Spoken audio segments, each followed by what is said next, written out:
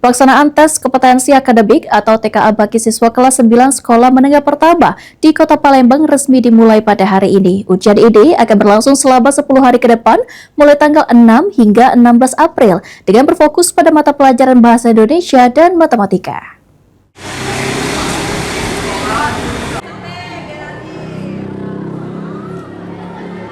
Pelaksanaan tes kompetensi akademik atau TKA bagi siswa kelas 9 SMP di Kota Palembang mulai digelar pada 6 April dan akan berlangsung hingga 16 April mendatang.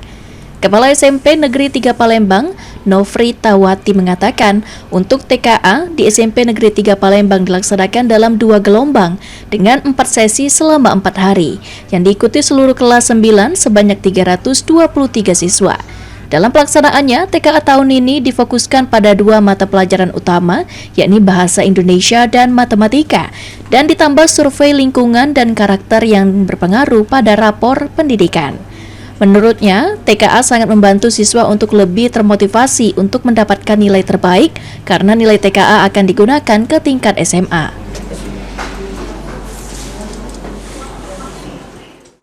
Sudah melaksanakan kegiatan TKA hari pertama.